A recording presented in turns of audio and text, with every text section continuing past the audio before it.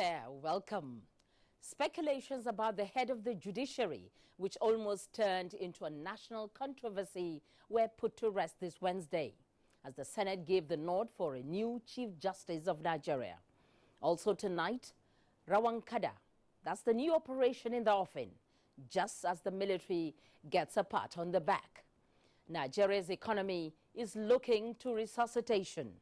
The new statistics show an encouraging story, and we will explore more on that. Plus, the power sector gets more attention from the federal cabinet.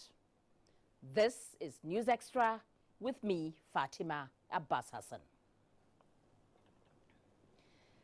The Senate has confirmed Justice Walter Samuel Nkanu Onogen as the new Chief Justice of Nigeria. National Assembly correspondent Waziri Zayanu reports that his confirmation Wednesday was sequel to the consideration of the letter sent to the National Assembly by the acting president, Yemi Oshibajo. Justice Onoge, who would retire from service in 2021, was subjected to a series of questions put before him by senators on matters of adjudication spanning through the checkered history of Nigeria's journey in nationhood. As the head of judiciary, what do you think should be the way forward in determining whether to set up separate courts for corruption matters? In terms of election, separate courts for corruption matters, I don't see much of the corruption matters as such, but they are there. During your tenure, try to make maybe a closer relationship, and let's hope that that makes your work better and more successful. How are you going to reinvigorate the confidence of the public in the judiciary?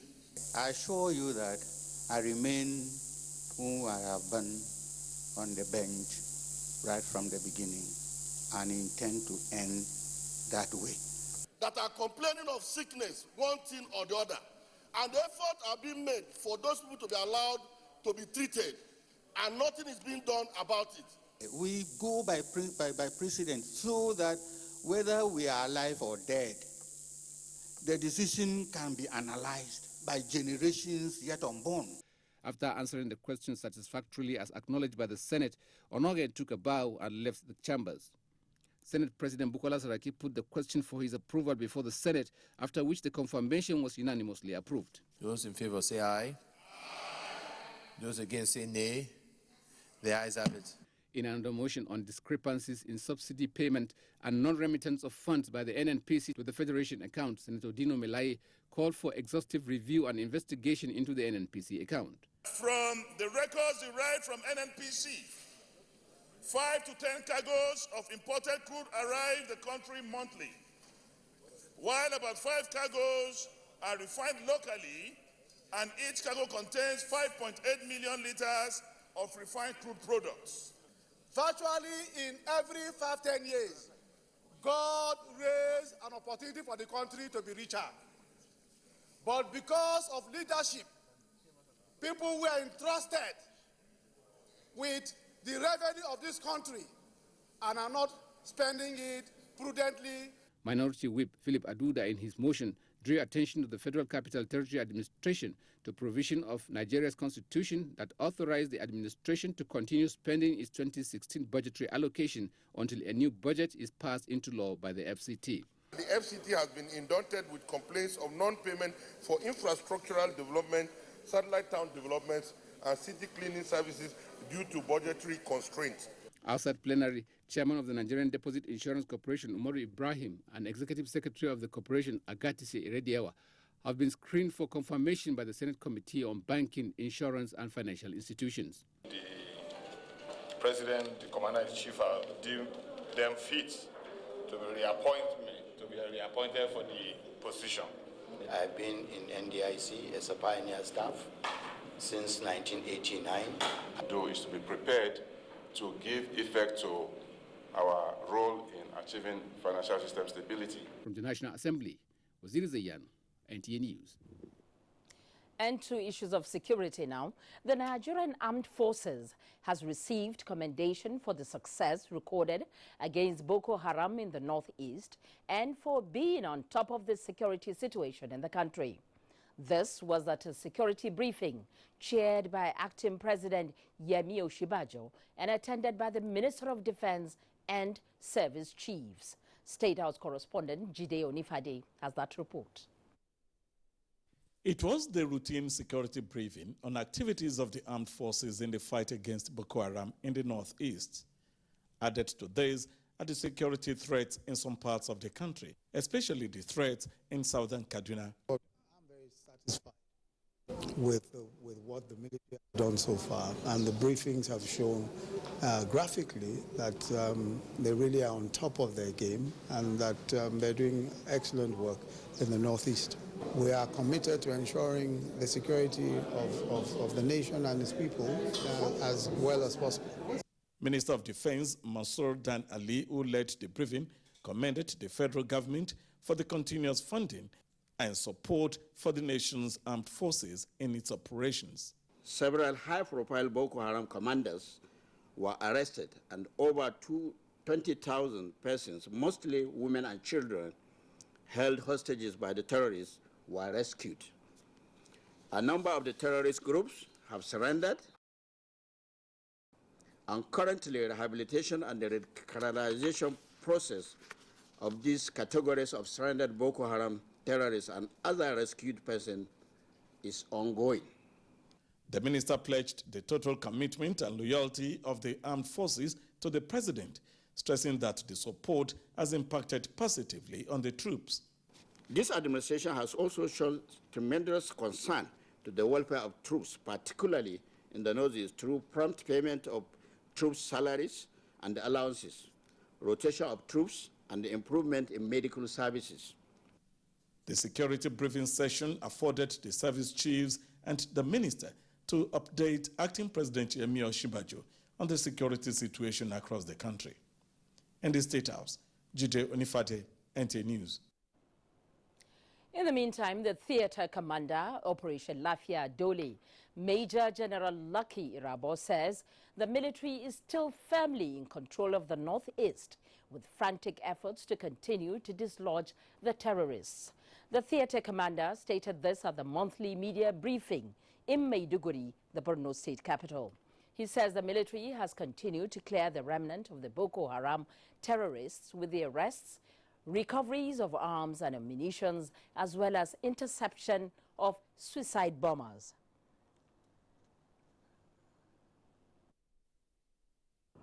During the trying days of this operation, Amnesty International and other agents working against our nationhood tried tirelessly to incite the populace against the military through various malicious publications.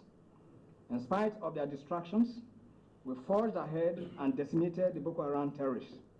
We worked assiduously to improve on our civil-military relations, the result of which, of course, is very manifest in the unparalleled support, accolades, and encouragement that we have been receiving from the populace.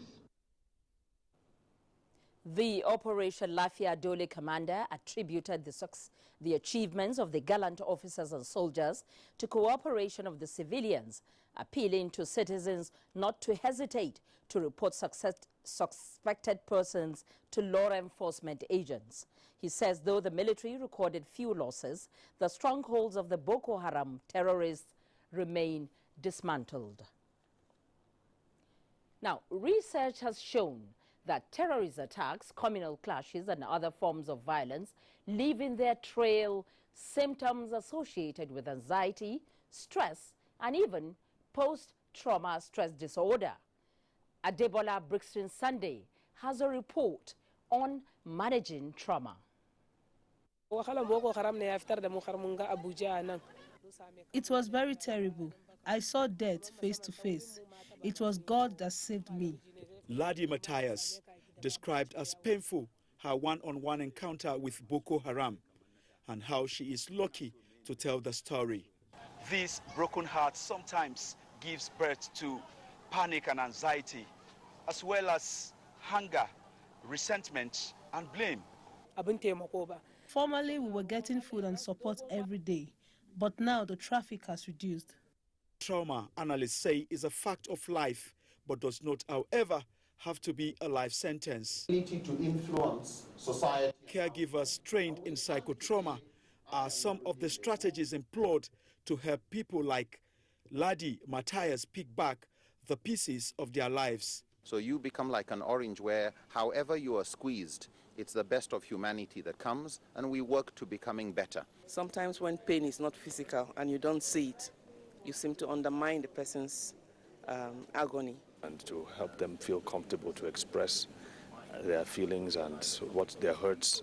In the context of the Nigerian government, is enough being done to help these traumatized people in spite of the various donations of food, clothing, and other items? The mere thinking of some of these problems they went through make them very sad. So I think the center spot for trauma healing should be the Northeast, especially Borno, Yobe, and Adamawa. We are taking it seriously because traumatized people become a further burden on society. Although the Nigerian government has been doing its best to put an end to insurgency and other clashes in the country, but in all, people say the greatest healing is the show of love and friendship. Adebola, Brooklyn Sunday, NTA News. Many thanks, Adebola. Now, the establishment of 6 divisions in Port Harcourt and a brigade in Bayelsa is a strategic decision adopted by the Nigerian Army Council to stem oil theft and criminal activities in the Niger Delta. The Chief of Army Staff, Lieutenant General Tukuru Buratai, said this during the official operationalization of the brigade in Yenagua, the Bayelsa state capital. Now, defense correspondent Ismail Musa has the details of that report. Report from the NNPC bulletin shows that between 2013 to 2014, a total of 23,000 pipelines were vandalized, resulting to the loss of 3,300 metric tons of petroleum products, valued at over 200 billion naira. This economic crime, the corporation noted, has reduced from 58% in 2016 to 20% in 2017 due to intensified sensitization and dialogue between the federal government, traditional rulers, youths and stakeholders in the oil and gas in the Niger Delta. The approval for the establishment of a division and a brigade in the region, granted in November 2016 by President Muhammadu Buhari through the Nigerian Army Council, is expected to further address criminality in the nation's rich oil region by providing rapid offensive response. The expansion of the footprints of the Nigerian Army in several states is one of the steps taken by the government of President Muhammadu Buhari to stem the tide of insecurity in the country. I would like to thank Mr. President, really, and the federal government for fulfilling their pledge. This is very important for our state. To ensure regular proactive security strategy, the fighting formation has trained special potential intelligence soldiers to keep eagle eye. It certainly underscores the importance to having sufficient response mechanisms to address the issues of insecurity prevalent in the Niger Delta region. To further strengthen the security architecture of this area, a new 16-field engineering regiment has been approved to be situated in Otoke, Ogbeya local government area. From the headquarters of the 16th Brigade in Bayelsa State, Ismail Musa, NTA News. In a similar vein, the Nigerian Air Force says it has expanded its structures to enable it perform its constitutional responsibility effectively through enhanced capacity building in conformity with international best practices to defend the nation's territorial integrity. This was at the inauguration of the 211 Regiment Group in Owerri, Imo State, by Chief of Air Staff Air Marshal Sadiq Abubakar. Olajide Bello was there.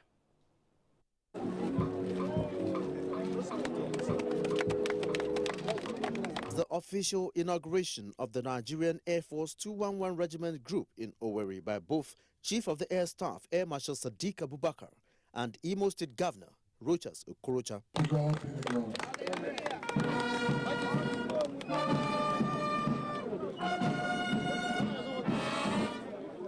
Chief of the Air Staff says when fully functional, the regiment's group will not only contain security crises within the state, but will also provide effective healthcare services. That the Nigerian Air Force will continue to remain at the vanguard of leadership in conducting quick impact projects in the form of medical outreach to enhance civil-military cooperation, support the anti-terrorism operation, anti-kidnapping missions, and will also participate in show of force to deter any act of violence against the good people of Imo State in particular and Nigeria in general. Commending the gallantry of the Nigerian Air Force in combating insurgency in the northeast, Governor Rochas Okorocha said Imo State government will continue to assist security operatives in a bid to maintain law and order in Imo State and the country at large. And armed robbers will pack their load and leave.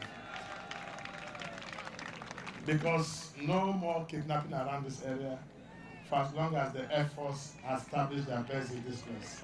When North General Hospital has now been changed to Air Force Medical Center, Owerri.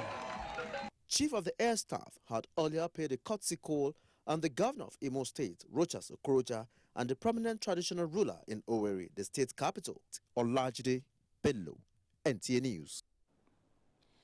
The Nigeria Police Force has confirmed the arrest of Dixon Akol, Commandant General of the Peace Corps of Nigeria, along with other 50 members of the Corps. Force Public Relations Officer Jimo Moshood, while parading the suspects at the force headquarters in Abuja, said they were arrested in a joint operation with the military and Department of State Services for operating illegal security outfits across the country. Edino Justice has that report. The security operatives were said to have swooped on Peace Corps members shortly after the unveiling of their headquarters building opposite Jabi Lake, Utako, Abuja.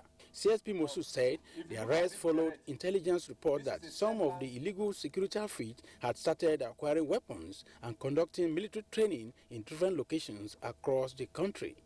The Corps has no legal authority to wear uniform, parade itself as security outfit, post their personnel on guard duties, and use ranking, insignia, badges of rank, which are semblance of that of the police, the military, and other paramilitary organizations without the approval of federal government of Nigeria. During the preliminary investigation into the activities of the Peace Corps of Nigeria, it was discovered that personnel of the Corps are extorting money from unwary youth throughout the country. The constitution of the Peace Corps is the enlisted uniform approved by the Corporate Affairs Commission, properly vetted by the security before we registered in 1998. We never force anybody. This should come voluntarily. However, the Corps members alleged that police assaulted them in the course of the arrest, as many of their members sustained injuries. But the spokesperson for the National Hospital, Abuja, Dr. Tayo Hastrop, said 2 persons were brought to the emergency unit. So the 2 of them are in trauma center, the man and the woman. They are very stable. They are not in any danger. Meanwhile, the headquarters of the Peace Corps remained sealed as the police operatives barricaded the area.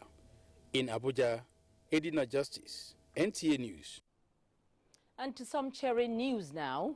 In its efforts to boost power generation in the country, the federal government is giving payment assurance of a maximum 701 billion naira to contractors from 2016 to 2018. State House correspondent Jide Onifade reports on this and other deliberations at the Federal Executive Council meeting today. The Council received feedback from the Ministry of Power Works and Housing on earlier approved projects under the public-private partnership. The projects are the second Niger Bridge and the Lagos-Ibadan Expressway. The Minister, Babatunde Fashola, says options were laid before the Council, which are basically asking government to take the lead where the partners are having challenges. And this is in the area of funding. The CBN is providing a payment assurance guarantee for energy produced by any GENCO, so that the GENCOs can pay their gas suppliers when they get paid, so that the hydros can continue to operate. What we see to achieve here is to bring some stability to to the production side of the power value chain, and also give confidence to investors who want to come in, who are concerned about how to recover their money. They see now a payment assurance. So the approval of council was to provide this guarantee for MBET, which is a 100% government-owned company, to pay on a monthly basis its obligations for energy actually produced. The challenge of liquidity flow, as the minister explains, is equally being addressed to boost power generation. Minister of Agriculture, Audogbe, says government is now focusing on improving the production of gum arabic. Nigeria is the second largest producer of gum arabic in the world, next to Sudan. The civil war in the Sudan has compromised their position. And now we are intensifying production here, especially in states like Yobe and Borno, which have been devastated by war. These seedlings will be produced at a cost of about 263 million naira, but by our own institute in Benin to provide seedlings for the farmers. Last year we earned $43 million from gum arabic, and now we're trying to increase the production and strengthen the capacity of Nigeria to export gum arabic. The other one is the distribution of cassava stems to farmers in 21 states, mainly in the southern part of the country, but including Kano, which we find can also grow cassava on a large scale. The emphasis the government is actually placing on infrastructure on the one hand and agriculture on the other hand, because these two ministries are quite central. The minister said government is now insisting on the use of stainless steel in food processing to avoid kidney and liver problems. In the State House, Jide Onifade, NTA News. The National Agency for Food, Drugs Administration and Control, NAFDAC, and the Standards Organization of Nigeria, SON, as well as other regulatory agencies, are now to be rated by the number of people and businesses they are able to support to achieve public goals. Acting President Yemi Osinbajo, who stated this at a meeting in Abuja, stressed that the role of regulatory agency is to act as catalysts of change. State House correspondent Jide Onifade again completes that report. President Yemi Osinbajo, during the meeting with the Abia State Governor Okeze Ikpeazu, medium and small-scale business stakeholders from the state and some federal government regulatory agencies, emphasized the need for regulatory agencies to take responsibility for facilitating businesses in the country. The acting president had visited Aba to flag off the presidency's MSMEs clinics, where medium and small-scale businesses are brought together in one spot with federal government regulatory agencies they interface with. The meeting was attended by the Industry, Trade and Investment Minister, Dr. Oke Enenama, and the Minister of State in the ministry, Mrs. Aisha Abubakar. The outcome is very, very straightforward and gladdening that the regulatory agencies are committed now to specific dates or time frame within which small businesses can register and get their certifications for their products. And we've received additional advice on what we need to do as government in Abia State to create environment for federal government to step in to help us acquire equipment and machinery to drive the automation of our products going forward. The thing about this is a commitment of working with them to get them to get the solutions they need from government or the services they need from government speedily, transparently, and readily. And I must say that I commend the agencies and their leadership. I commend the governor and also his colleagues from other states who have shown a continuing commitment to SMEs. And the State House. The House of Representatives is to investigate alleged violation of the Public Procurement Act in the engagement of consultants for the shipment, inspection, and monitoring of crude oil and gas export from Nigeria. The legislators also resolved to investigate dumping of toxic waste in Koko community of Warri, Federal Constituency of Delta State. National Assembly correspondent Ignatius Onkwo completes the report. The process of engaging consultants for pre-shipment inspection and monitoring of crude oil and gas export by the Ministry of Finance, which commenced in February 2016, has been described by members of the House of Representatives as fraught with irregularities. This came in a motion moved by Representative Babatunde Kolawole from Ondo State. This company not even having pensions and tax clearances becomes something that becomes very, very worrisome to us as a parliament. I think this House must take this aspect very, very serious. And we must make sure that it is investigated to the letter. The need to strengthen the Bank of Agriculture through full subscription of its share capital resonated on the floor as moved by Representative Femi Fakeye from Osun State. To mandate the Committee on Agricultural Production and Services to investigate and determine the causes for the unwillingness of both shareholders to pay their subscriptions in full, so that they will have enough money to disburse to farmers at single-digit interest rate. I'm aware that it is very, very difficult to go to banks and get loan to run farming projects. The share capital of a company is not meant for lending. Therefore, whether central bank pays or not, what is happening now is that Bank of Agriculture is technically insolvent. To also investigate the utilization of the money so far received by BOA, which is to the tune of over 31 billion naira. Representative Adedabo Lam Adesina from Oyo State moved a motion on the need for the federal government to rehabilitate the Museum of National Unity, Ibadan.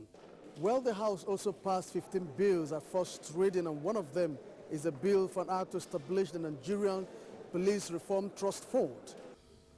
Meanwhile, the House Committee on Health Institutions at a Budget Defense urged the National Health Insurance Scheme to stop further disbursement of funds to health maintenance organizations because of allegations of irregularities. Not that the facilities are not ready, not that hospitals are not willing. We see the activities of HMOs as another subsidy scam. I am reviewing all the programs that we have been doing and see how we can streamline them and make them effective. 32 billion naira has been proposed as the 2017 budget for the National Health Insurance Scheme. From the National Assembly, Ignatius Nkwo, NTA News. Today is Ash Wednesday, a day that marks the beginning of the Lenten season in Christendom. Correspondent Basi Ita-Ikwan in this next report takes a look at the significance of Ash Wednesday. Wednesday is the first day of the Lent, which occurs 40 days before Easter. Sundays are, however, excluded in the count. The day is one of the most important days in the liturgical calendar. According to the Catholic law, abstinence is the watchword at this period. Catholics and some other blocs embark on a fasting abstinence from certain foods from the age of 16 to 18 and above. On Ash Wednesday, Catholics and many other Christians will have ashes applied on their foreheads in the shape of a cross. What then is the significance of the day? The whole message of Ash Wednesday and then the Lenten period is to teach you on the virtue of humility. We are dust, and unto dust we shall return. And the imposition and mark of the Christ shows that we are marked for Christ. And that we cannot help ourselves. In actual sense, we depend on God to help us. It's a sign of humility, it's a sign of grief, it's a sign of mourning, it's a sign of humbling oneself. Christians faithful also see the Lenten period as a call to draw closer to the Creator, especially at these trying times. The observance of the day is to remember the time Jesus spent in the wilderness fasting. The period runs until the Thursday before the Easter Sunday, known as Holy Thursday. Basi Taipang, NTA News. Thank you, Basi. Now you can watch this news live online via the NTA mobile app, which you can download on your Android device at the Google Play Store or at the Apple Store if you use devices with iOS. The PDP leadership saga, the twists and the turns.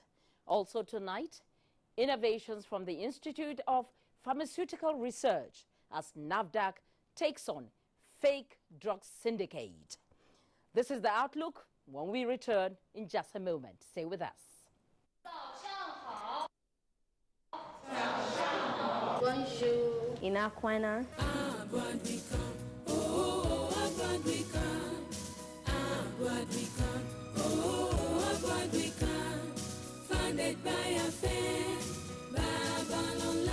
I can say without equivocation that my glimpse of the facilities, staff and students, as I drove round and chatted with them, this campus leaves me or anyone in no doubt that the setting of this university is superlatively impressive,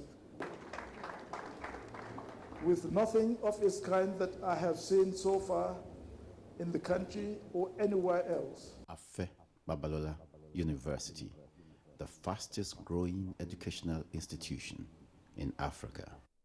Your Indomitables pack is now 50 Naira only. Nothing tastes like my Indomie. Now 50 Naira only for Indomitables pack. Indomie noodles, tasty nutrition, good for you. There is a reason Africa is called the new frontier. What was once potential is now an opportunity ready to be seized. Once revered for our resources, today's wealth is in our people. People who build the cities that shape the future. People who know an idea in one place means business in another. A generation for whom technology means there are no borders, no boundaries. We are the new lions in a brave new world, kings of the urban jungle. And there's a bank that puts the world in our pocket and the future in our hands.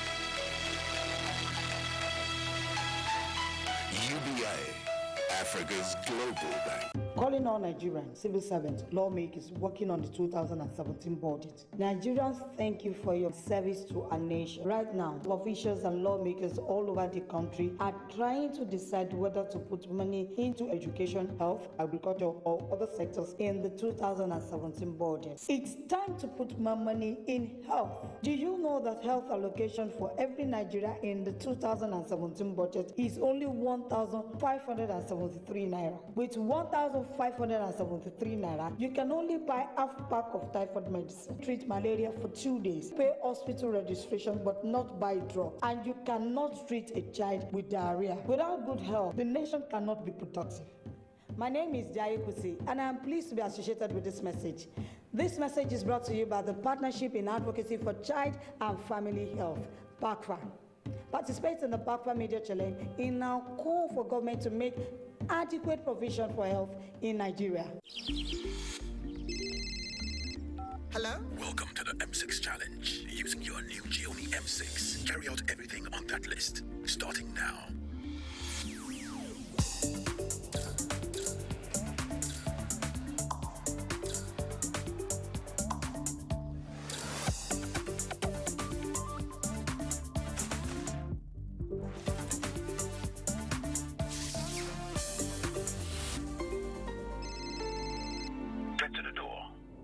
Congratulations, you have passed the test. Gioni M6 with a 5,000 milliampere battery that lets you go on for 2 days on a single charge. Gioni M6, always in power. Rise up.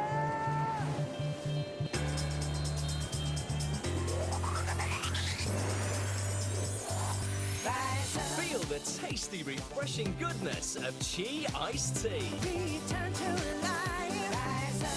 Chi iced tea, made from premium natural tea leaves. Rise up. With delicious fruity flavors. Chi iced tea. To the tea side of life. Drink positive. Come over to the tea side of life. The Future Assured project and its components Get Involved, initiated by the wife of the President, Her Excellency Aisha Muhammadu Buhari, is not relenting in championing the cause of Nigerian women and children. Its provision of free medical screening, educational support, and the fight against malnutrition, especially in the Northeast, has indeed informed international recognition, partnerships and awards. We are very grateful and appreciative for your wonderful gesture you have accorded to us. With future assured, Nigerian women and children are assured of a bright future. Future is assured when we join hands to promote the health of our women and children. Get involved. Get involved and support the Future Assured initiative. Future Assured, promoting and protecting the lives of Nigerian women and children. Following the approval of the whistleblowers policy by the Federal Executive Council and its launch by the Minister of Finance, Mrs. Kemi Adeosun, patriotic Nigerians have been making inquiries on how and where they could deliver information that could lead to the stopping or uncovering of fraud to the appropriate authority and answers to frequently asked questions.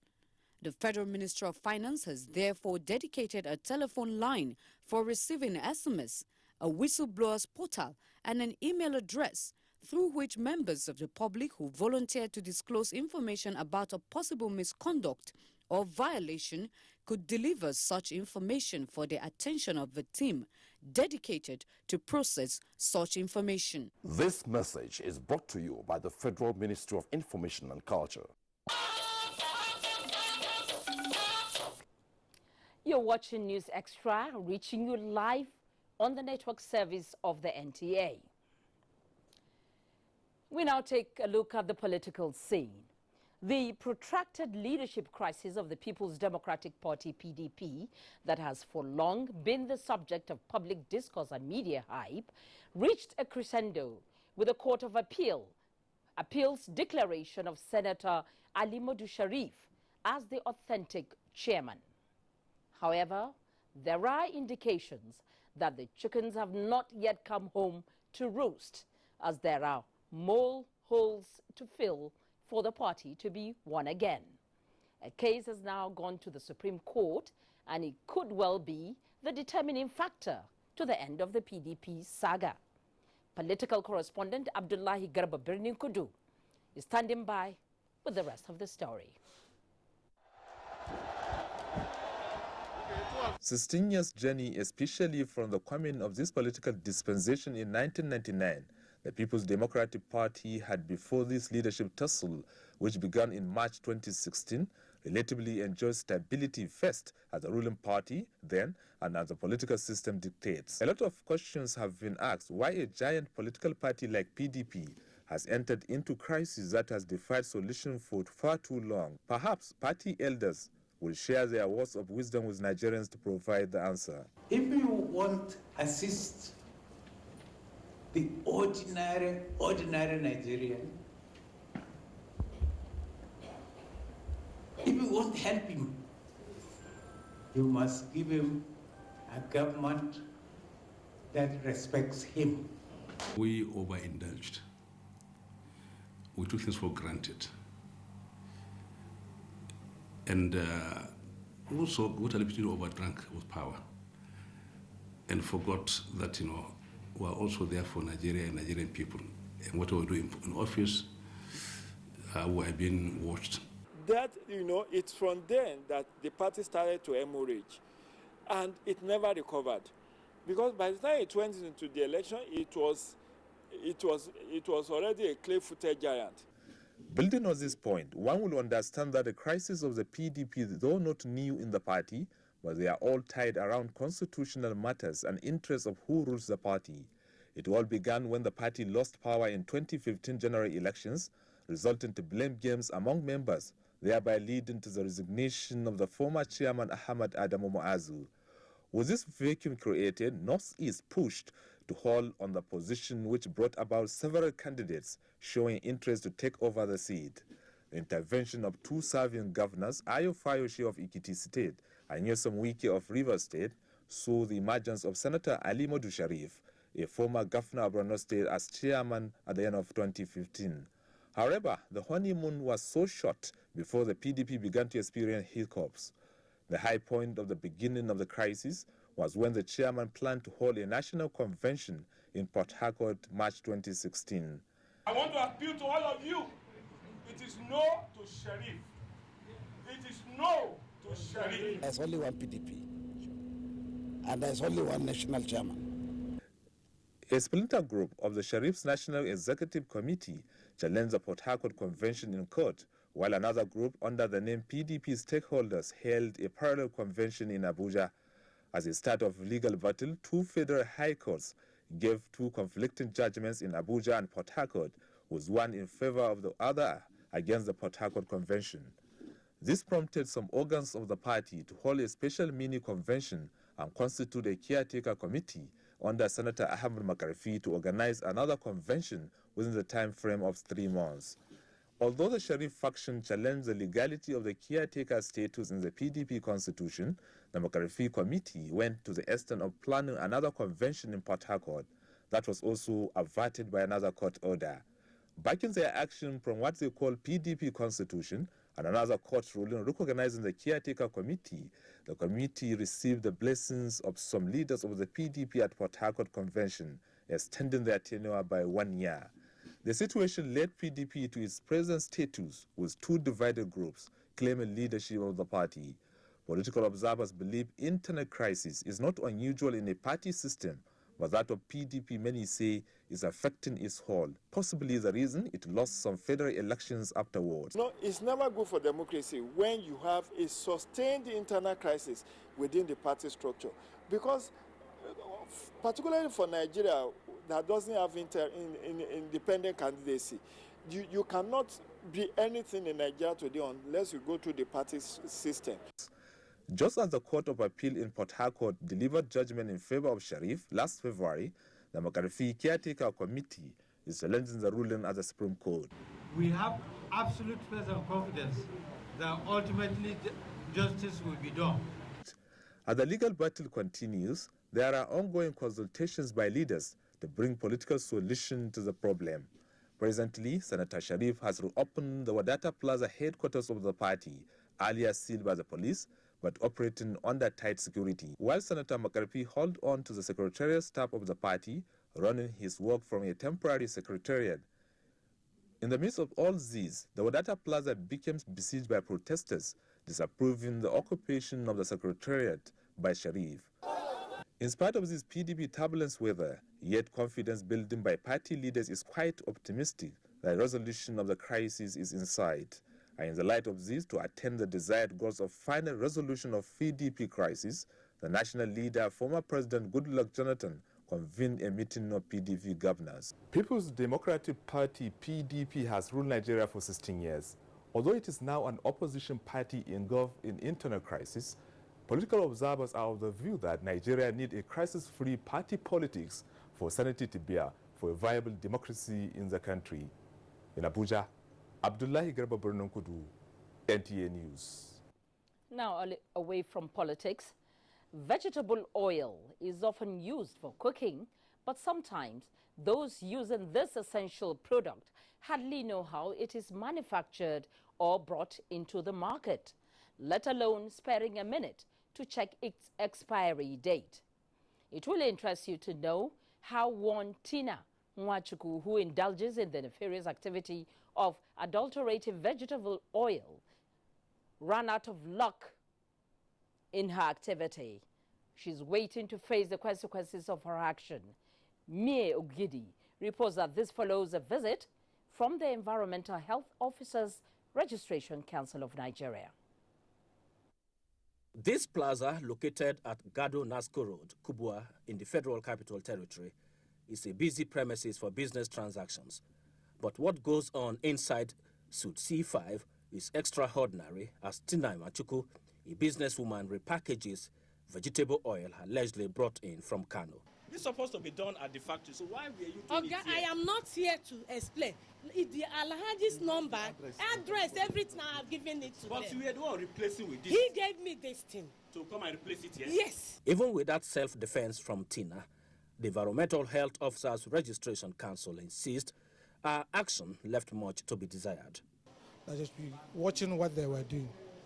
Luckily enough, at the process I left, so they started changing the label when he was videoing them, which they don't even know what is happening. And I believe that she will have more explanation to why the change of the label. To ensure proper investigation on the status of the product, The chairman of Buhari Area Council handed over the vegetable oil to NAFDAC officials. The shop is officially closed down. Taking it down from there, we are going to do the needful concerning this. We are going to do further investigation. The business center will no longer be functioning until NAFDAC concludes the investigation. Mayor Ogede, NTNs.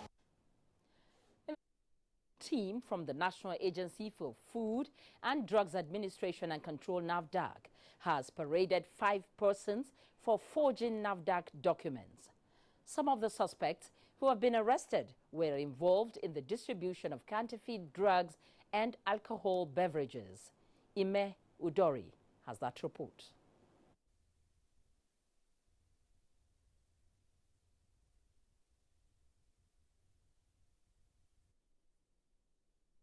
Of intelligence reports on the manufacturing of fake pharmaceutical products, as well as complaints from 3 countries about alleged impersonation of NAFDAC officials by some notorious Nigerians who provide fake documentation for intending importers of regulated products.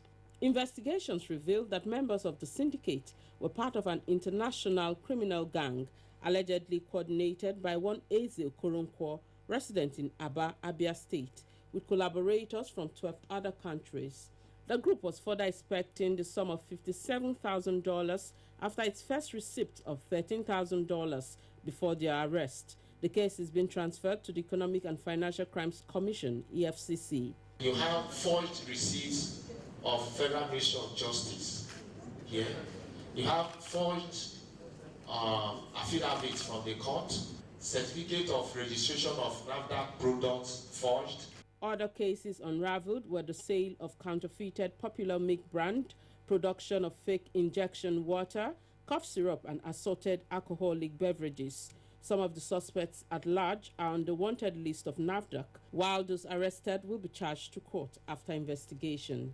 If you see the big milk, you can see the perfection, the near perfection in copying counterfeiting this product.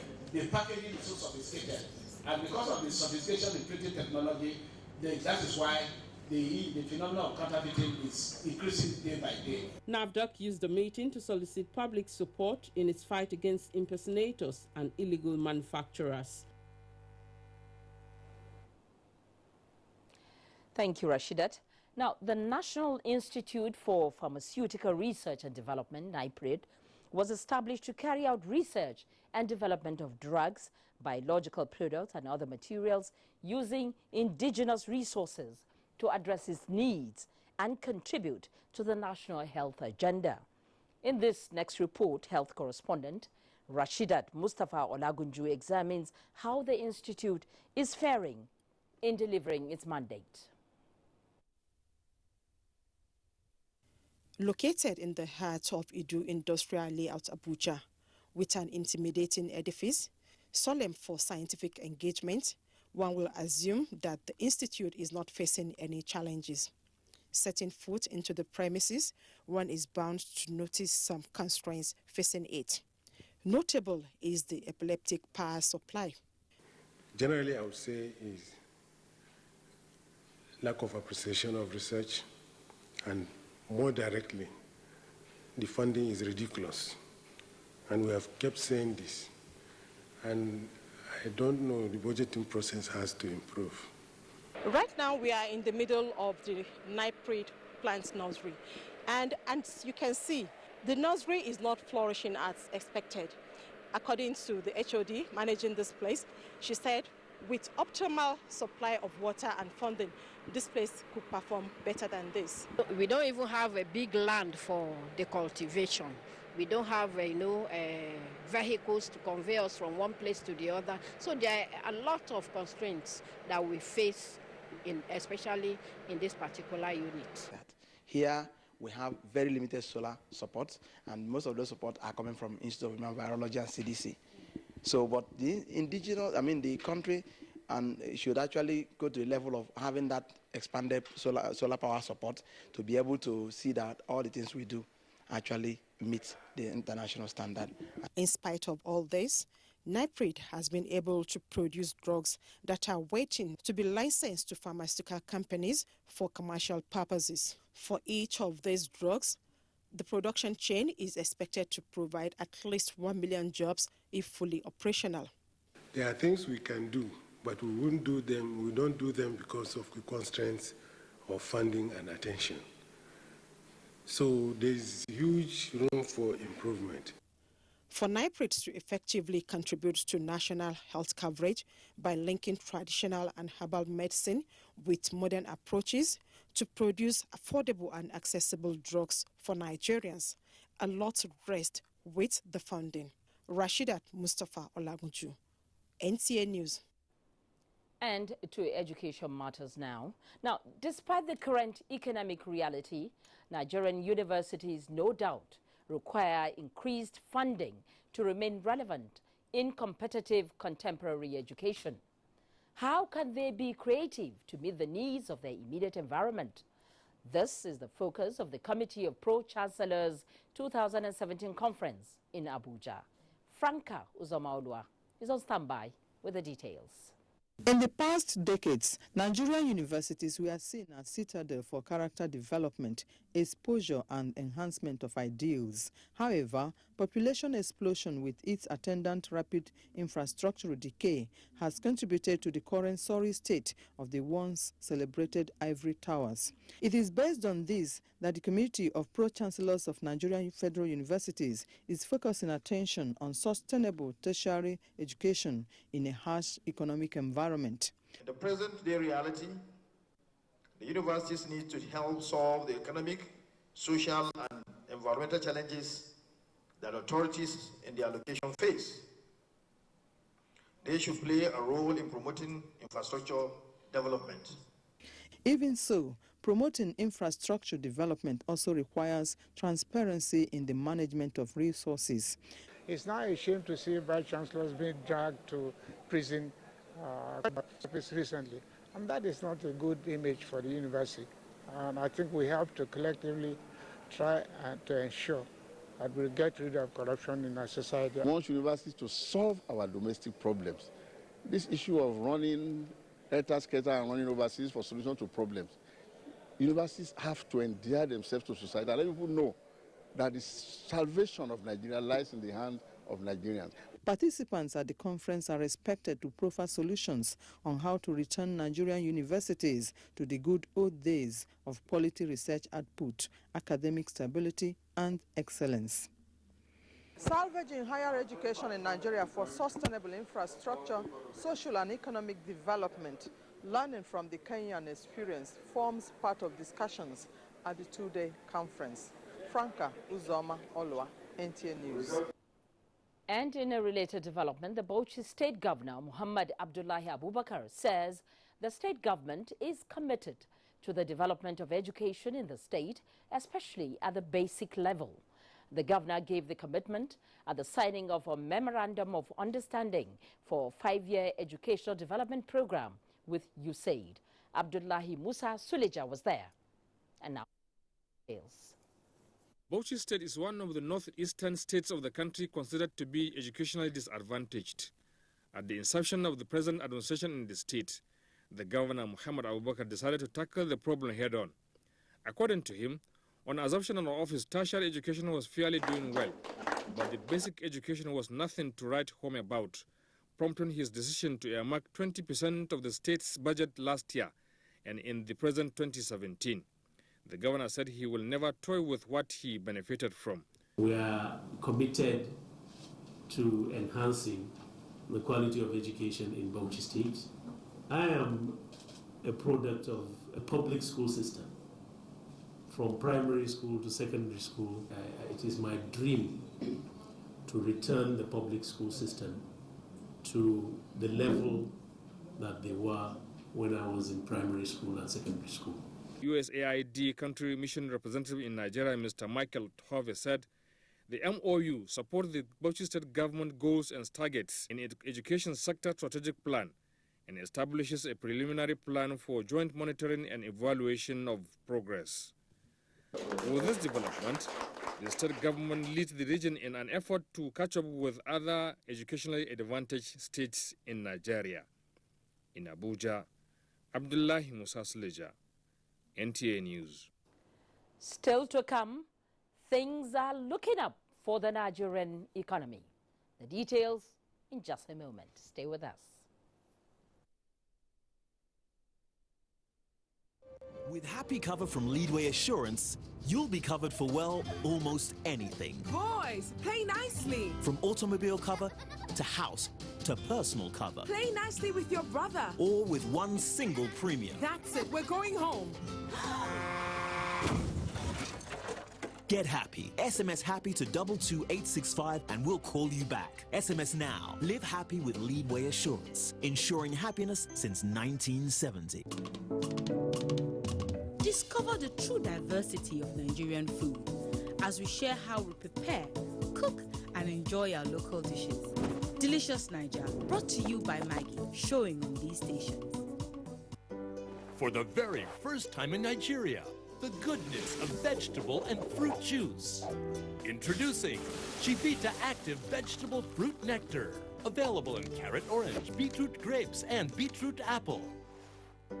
For the very first time in Nigeria, the goodness of vegetable and fruit juice. Introducing Chivita Active Vegetable Fruit Nectar. Available in carrot orange, beetroot grapes, and beetroot apple.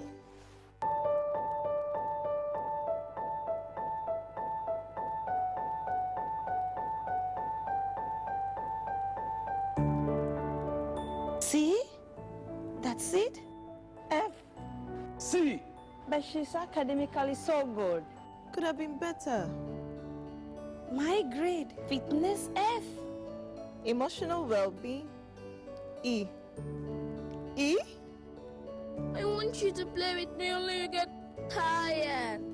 Mom, I want you and the baby to be healthy. Promise. I'll eat healthy foods, okay? I love you. We will always play together and we will be champions.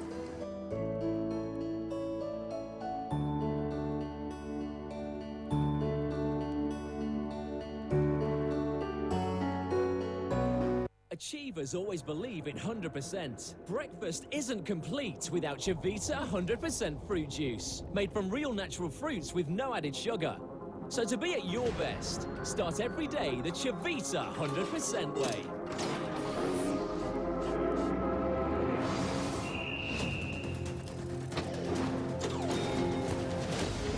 With 100% quality,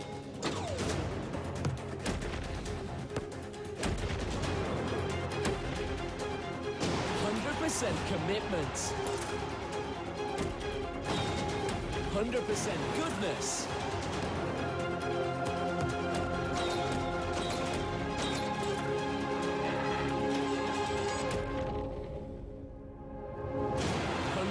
100% achievement. Start your day the Chivita 100% way. Nigerians. Suicide bombers are not spirits. They are not ghosts. They are human beings like you and me. They live amongst us. They are your neighbors. They are your friends today, but terrorists tomorrow. So you must know your neighbor now. Security begins with you and me. Know your neighbor. Be vigilant. Be security conscious. Report suspicious persons, objects, and movements to the police and other security agencies. The security of our nation is a duty for you and me. If you see something, say something. Nigeria, unite against terrorism. This message is brought to you by the Federal Ministry of Information and Culture. You're welcome back. Now, if the figures released by the National Bureau of Statistics are anything to go by, then Nigeria's economy is well on its way out of recession.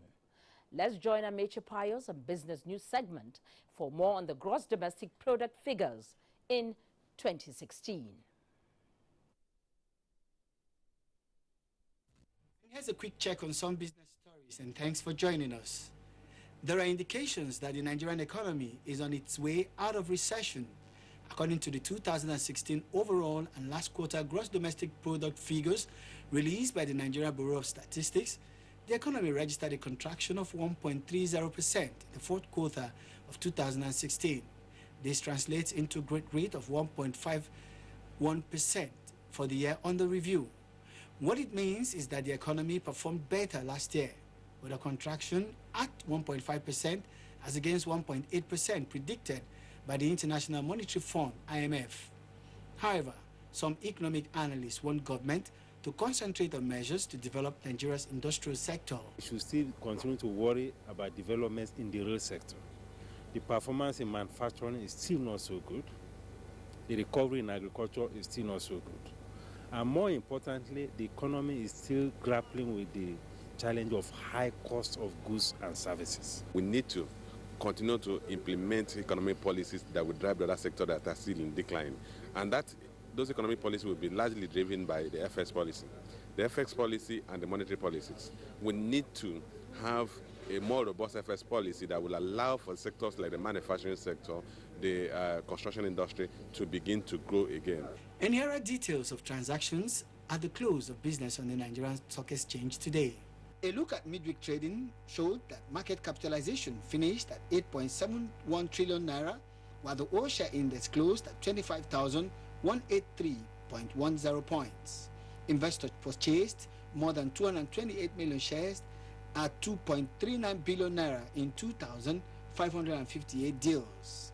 Ahead in the gainers table was surplus with a 12 naira gain. It closed at 400 naira per share.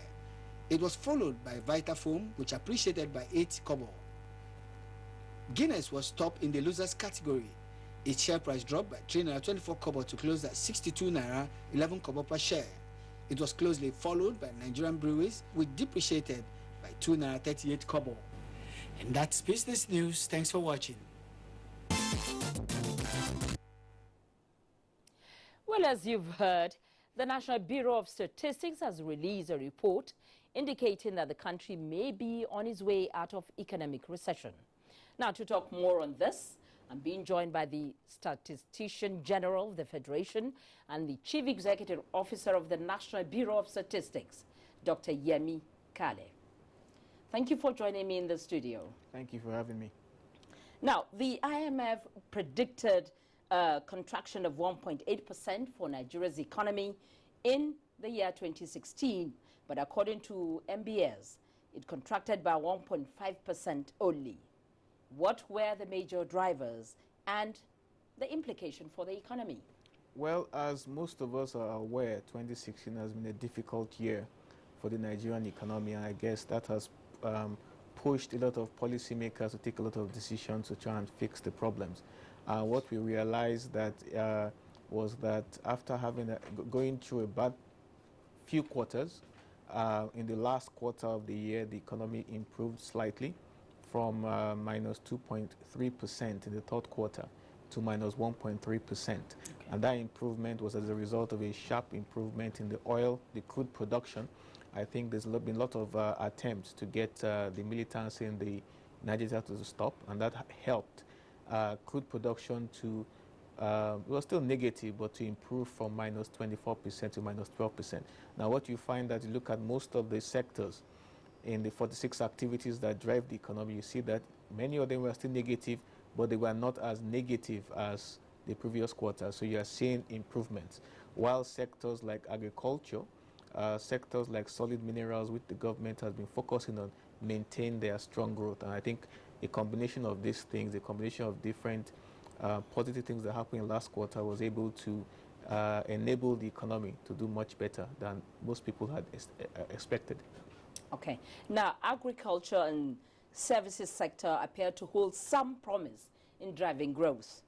But other indicators like, inflation, unemployment, are not encouraging aspirations to steer the economy out of recession in spite of government's efforts. What, in your view, can be done better? Well, I think that, first of all, I don't completely agree that inflation is, I think inflation is still high, it's still rising. But if you look at the trend in inflation from the beginning of the year, you can see that it's beginning to slow down. So it's still rising, but it's rising at a more a slower rate. So that suggests that the pace of inflation is slowing down, which means the problem is beginning to. The question is, what is causing inflation? Inflation is being caused by what we call cost push inflation. It's been caused by cost of production as opposed to lack of supply. And these are things like energy cost, your electricity bills, your transportation costs that are going up, your food cost, and so on. So as they start to slow down, which is what is happening, they're not rising as sharply as they were earlier in the year. You see the inflation is slowing down. So I think that's the only way to solve the problem. Solve the problems that are resulting in an increase in the cost of producing food, an increase in the cost of producing different goods and services. Whether it is imported goods, we know that is the exchange rate. Whether it is locally produced goods, you have issues with energy costs like electricity, like diesel cost, and so on. Once those are solved, then you have costs going down. If costs are going down, producers can charge less for their products. Okay. Now let's have some projection for the year and your words for Nigerians. Well, the National Bureau of Statistics, we try not to project. We release the actual numbers. We don't do projections. But I can say what I can say is that if the current trend that we saw in the fourth quarter is maintained, I'm optimistic that by the second quarter of 2017, the much talked about recession might be over. We might see some positive growth, not significant positive growth, but at least positive growth by the second quarter. There are a lot of things that are going on at the same time that might help to push the economy out of recession much earlier. We are hoping that the budget might be passed in the first quarter. By the time the budget has been implemented by the second quarter, you might see all of these effects. I think we all know that the gap between the official and parallel exchange rates are narrowing. I've been narrowing the last few days. The the foreign reserves have been increasing. We are seeing signs that consumer demand is beginning to gradually increase. So by the time all these things come into play, I think that you might see that by the second quarter of 2017, optimistically, the economy might return to positive growth and might end the year on a moderate growth for the rest of the year. Oh, thank you very much for sharing with us improvements in the country's economy. Thank you. I've been speaking with Dr. Yemi Kale, the Statistician General of the Federation and the Chief Executive Officer of the National Bureau of Statistics. Now, moving on, the Benue State government has reiterated its commitment to industrializing the state in order to add value to agricultural production. Governor Samuel Otom made this known at the inauguration of the Bank of Industry, Benue State Office, Makurdi. Bank of Industry Limited provides credit and loan support for the establishment, expansion, mechanization and diversification of small, medium, large-scale industries in Nigeria. Governor Samuel Otom said his administration is poised to industrialize Benue State at its Ministry of Agriculture. He said setting up industries that will process and store agricultural produce will create job opportunities for the youth, which will reduce youth restiveness. It's a dream come true for us to generate jobs, create wealth, and create opportunities. Bank of Industry is very key.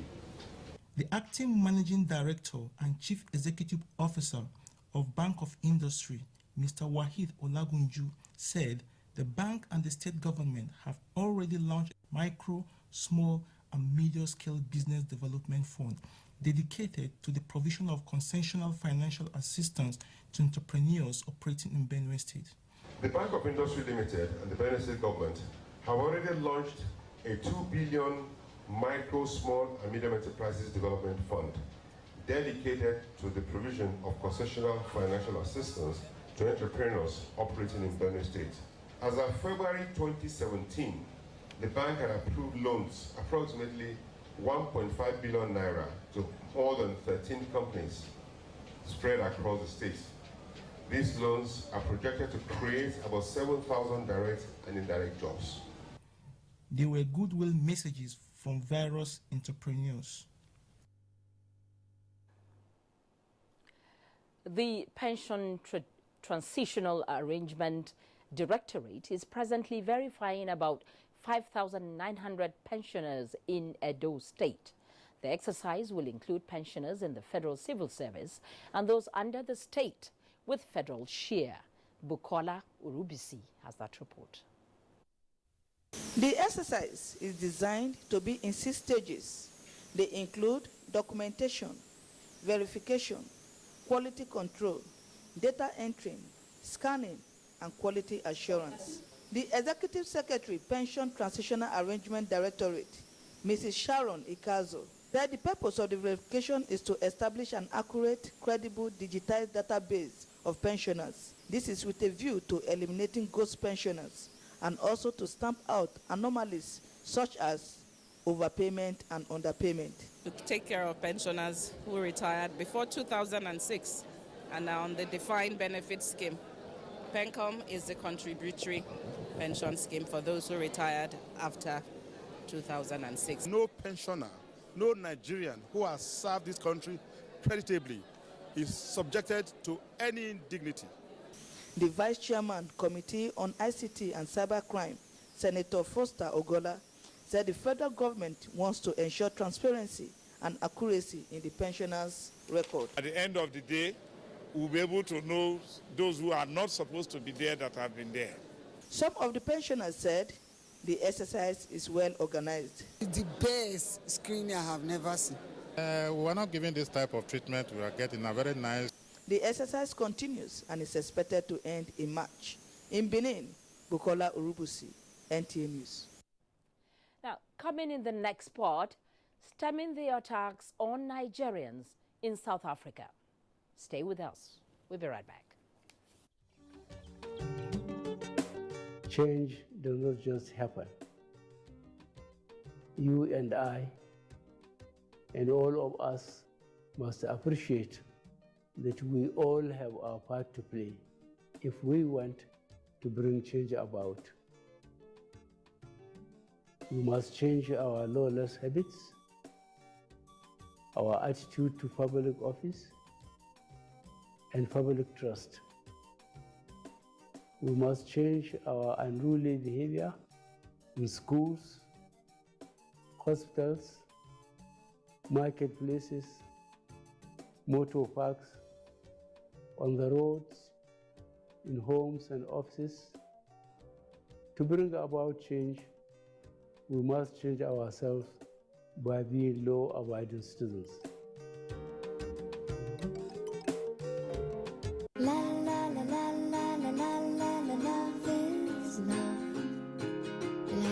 Can your milk do this? Let's talk about la la la la la la la la la love is love. La la la la la la la la. Can your milk do this? Love is sweet tea, love is a muppet. Love is boiled sweet stuck to your pockets. Love is a kiss when you Can your milk do this?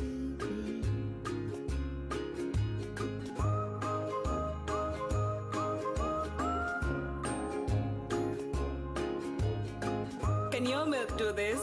Mine can. With Hollandia evaporated milk, your cereals, oats, smoothies, custards, ice cream, and variation of beverages taste pleasantly different. Hollandia evaporated milk. Life tastes different. From the House of Chi.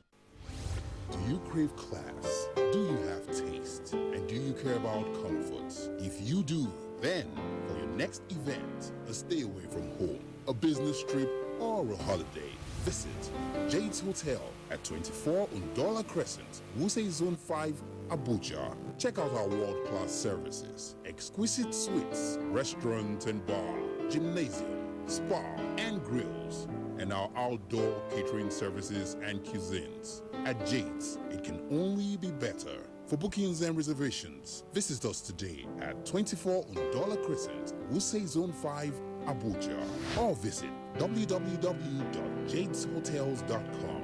Our email address is info@jadeshotels.com. You can also call us on 09291-9321 or 0810-909-7956.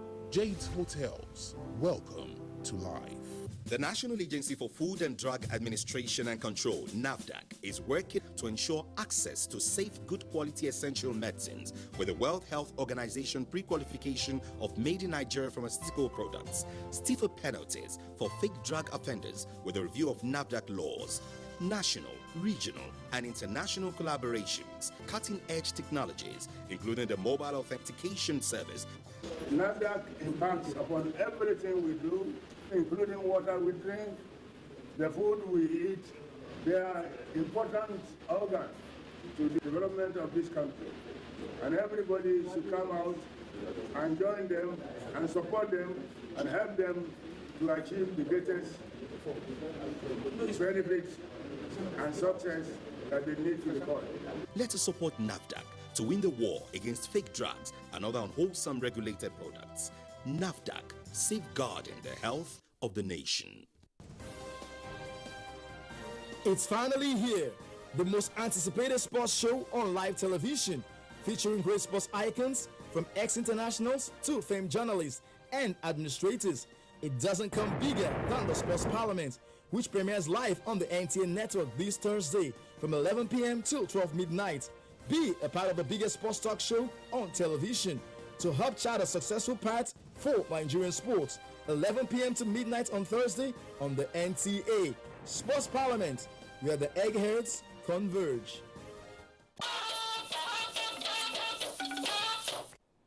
It's good to have you join us again on NTA News Extra tonight.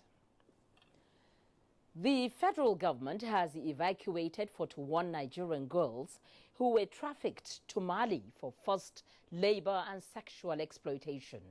Aboladi Salami reports that 6 persons alleged to be human traffickers were brought back to the country alongside their victims.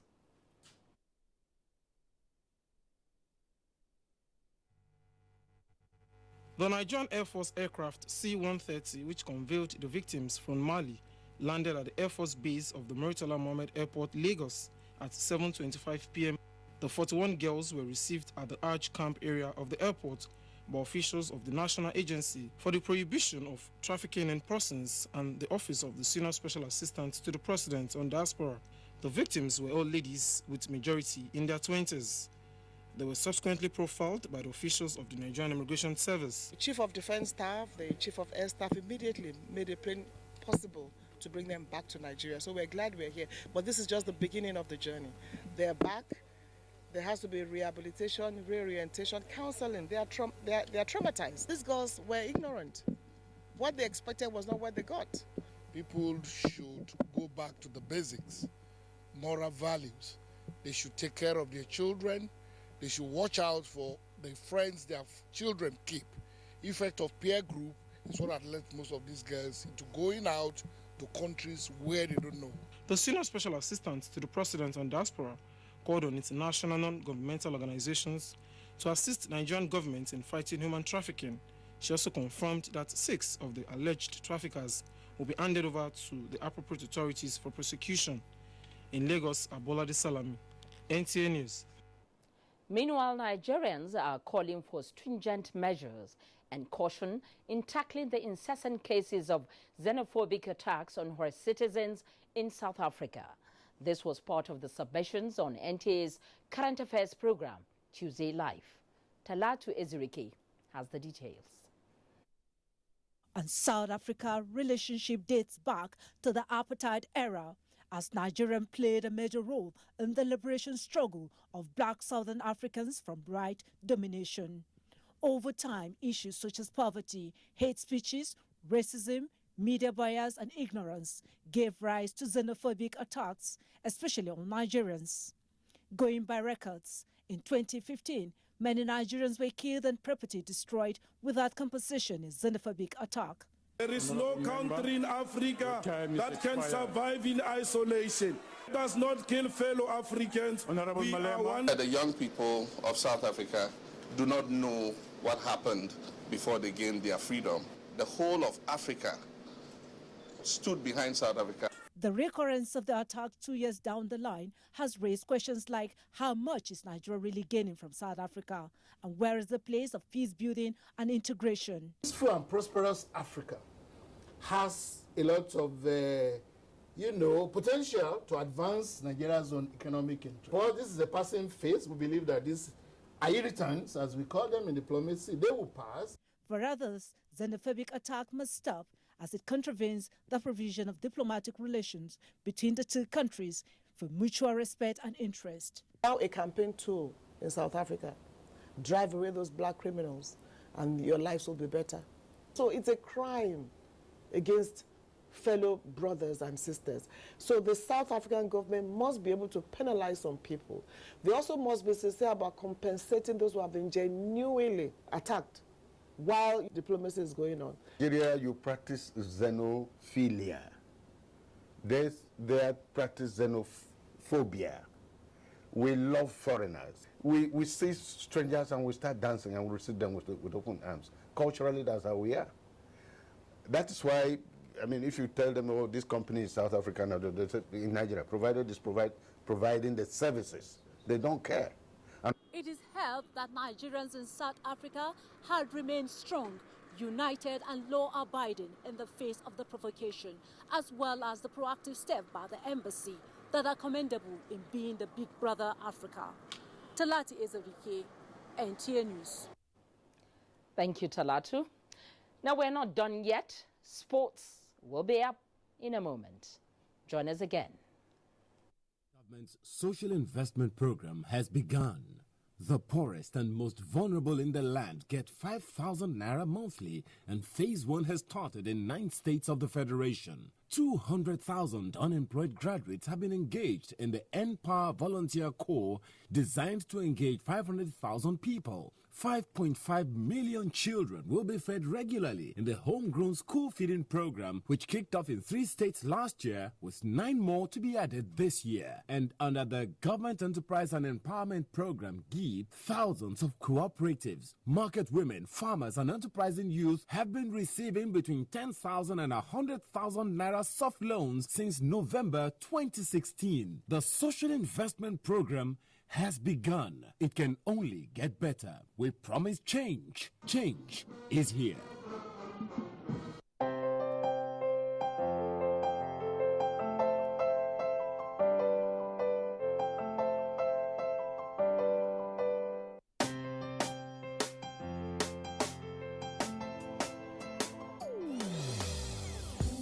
Hear the call of change.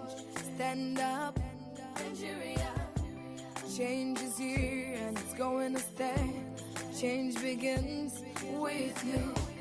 Oh yeah, make we go. Go to so let the change begin from within. Look at you, oh Gerula. Change begins with you and me. Change begins with me. Change begins with me. Change begins with me.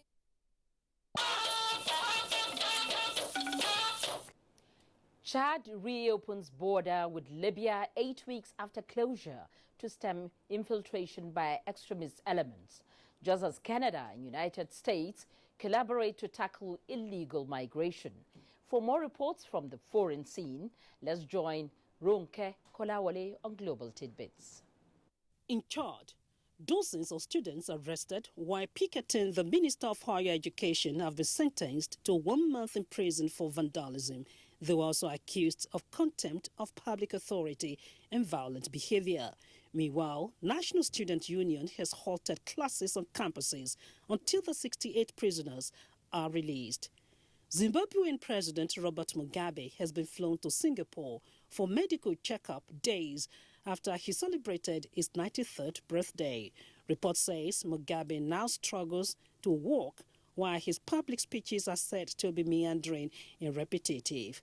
Meanwhile, emergency services are grinding to a halt in public hospitals in Zimbabwe after nurses join medical doctors on indefinite strike. On an interesting note, Ali Sonko, a 60-year-old Gambian who had worked as a dishwasher in a restaurant in Copenhagen, has been made a co-owner of the same restaurant, which ranks the best globally for the 4th time running. He was unveiled alongside 2 of his managers. For Global Tidbits, Ronke Kolawole, NT News. The organizing committee for the Tokyo 2020 Olympics said medals will be made from recycled mobile phones.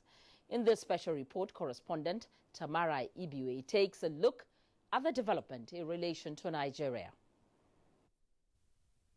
Competition